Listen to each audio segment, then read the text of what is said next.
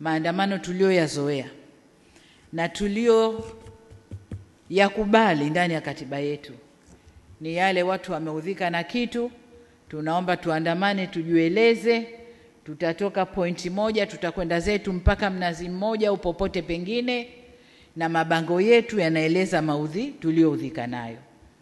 Na polisi wanawasindikiza vizuri mpaka wanapofika. Wanaeleza wanayoyataka, wanatawanyika kwa salama, wanakwenda zao. Lakini haya ya kuunguza miradi ya serikali, vituo vya polisi, na kwenye kituo cha polisi unakwenda kufanya nini?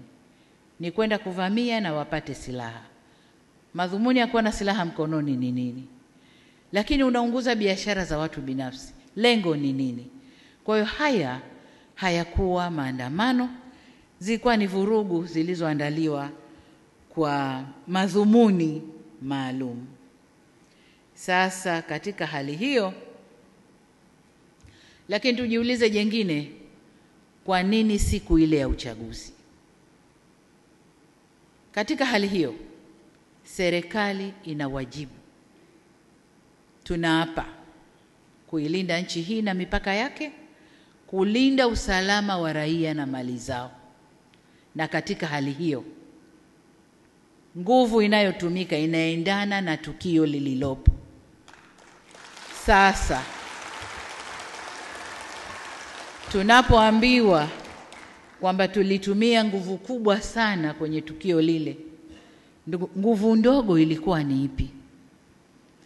Ilikuwa tuwaangalie waandamanaji waliojiandaa kufanya mapinduzi mpaka wafanikiwe?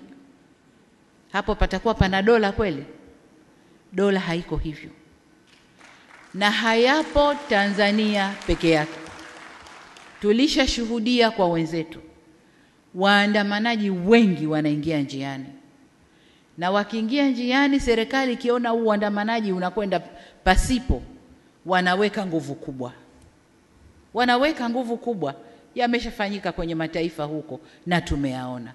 Sasa wanaporudi kutulaumu mlitumia nguvu kubwa, wao walitaka nini?